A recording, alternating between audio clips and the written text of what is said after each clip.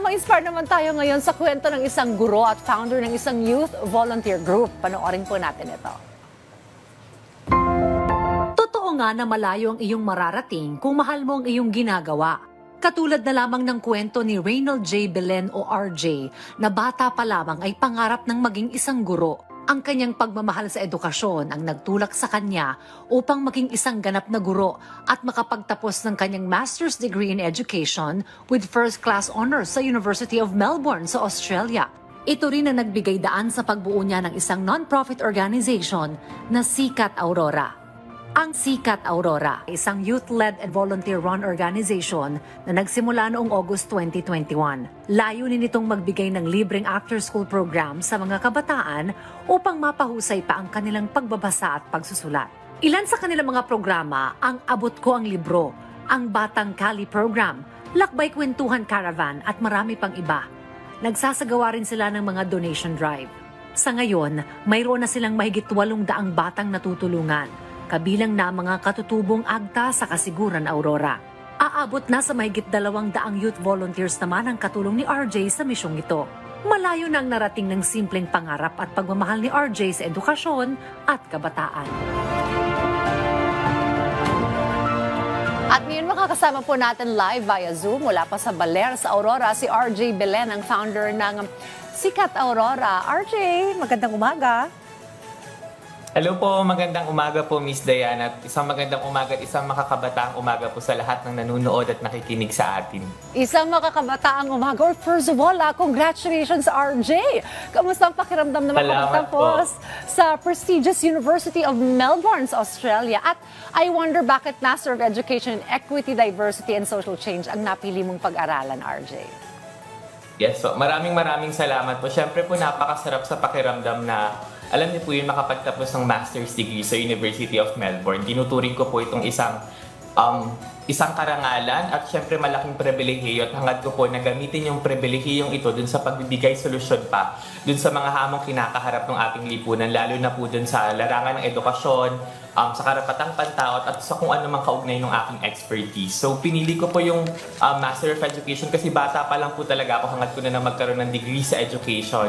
Kinulang lang po ako nung lakas ng loob nung college na mag-shift from public administration to education. So I made it a point na after na kung mag-masters man ako, if ever, education po yung kukunin ko. Kasi aligned din po doon sa ginagawa ko sa Sikat Aurora, doon sa tinayo ko pong non-profit organization dito sa probinsya namin. Well, sino bang naging inspirasyon mo rin sa iyong pangarap na maging isang guro, RJ? Napakarami po, pero I think kung babalikan ko man po kung sino po yung mga naunang nag-inspire sa akin na maging guro, yun po siguro yung mga tita ko. Lumaki po kasi ako sa pamilya ng mga guro. Hindi po guro yung tanay at tatay ko, pero yung mga tita ko po na madalas kasama namin sa bahay ay mga guro. So growing up, kinalakihan ko po na nakikita silang nagka-class record, pumapasok sa school at nagtuturo. So habang lumalaki, ganun din po yung gusto kong gawin. Kapag weekends, nung bata ako, lagi ko pong iniimbita yung mga kaibigan ko sa bahay namin para maglaro kami ng teacher-teacheran. May sarili din po akong class record. So ganun po yung childhood ko, ganun po yung konteksto na ginagalawan ko. At naniniwala po ko na yung mga pangarap natin bilang bata at even hanggang ngayon na matatanda na tayo ay nakaangkla dun sa konteksto na ginagalawan natin.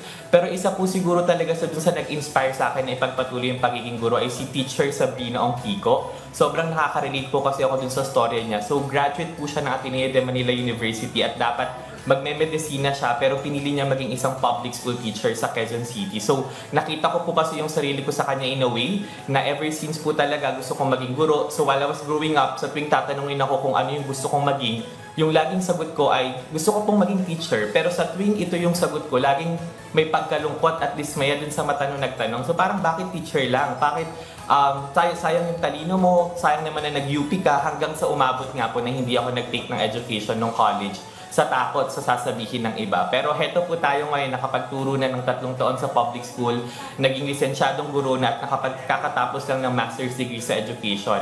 At wala man sa loob ng classroom ngayon, patuloy pa din po tayo naglilingkod sa larangan ng edukasyon sa pamamagitan ng Sikat Aurora.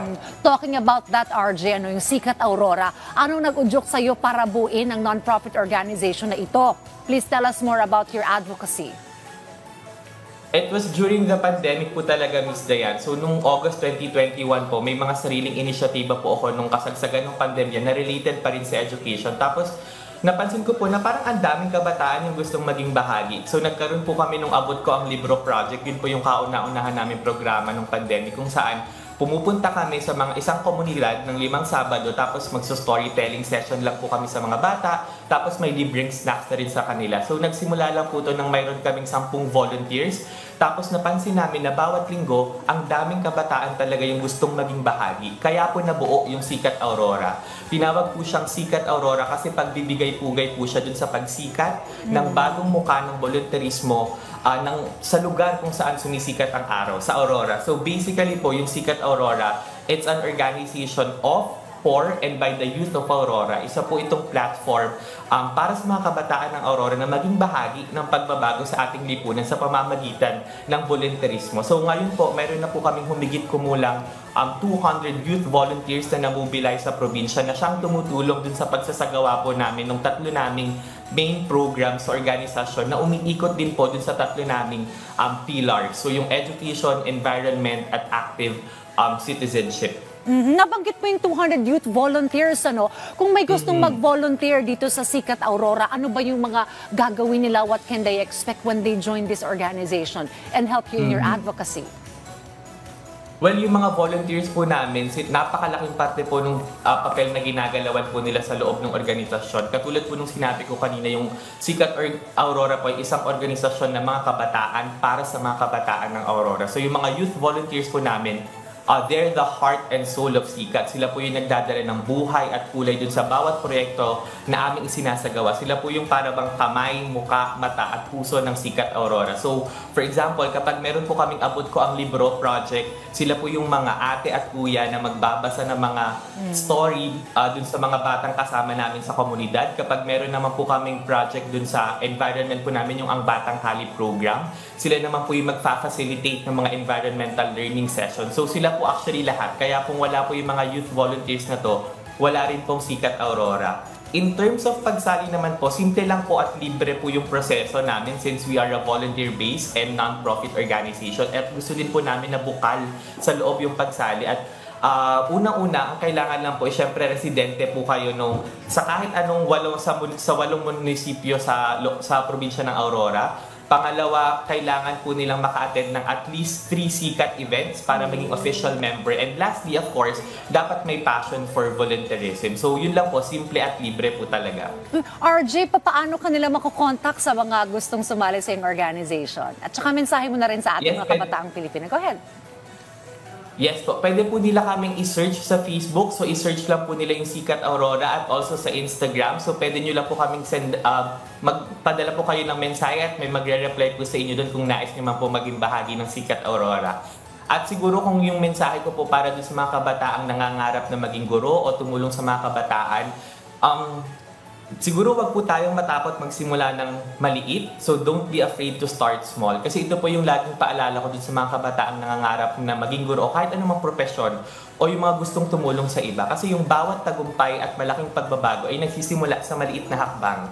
Hindi kailangan agad na malaki yung makakita ng malalaking resulta. Mahalaga yung dedikasyon, tiyaga at puso dun sa ginagawa mo. So, at sa karanasan ko po sa Sikat Aurora, nakita ko po kung paano yung maliit na hakbang tulad ng mga simple pagtuturo namin sa isang komunidad, sa isang liblib na lugar, ay nagbubunga ng mas malaking pagbabago sa buhay ng mga kabataan. Yung bawat bata po natuturuan namin, yung bawat batang napapakinggan po, ay nagiging bahagi ng mas malaking kwento ng pagbabago. So, yun po siguro, don't be afraid to start small. Well, thank you very much, RJ Belen. And again, congratulations. Saludo ako sa iyong advocacy ang ginagawang ito. Maraming salamat, RJ. Salamat po, Ms. Dayan.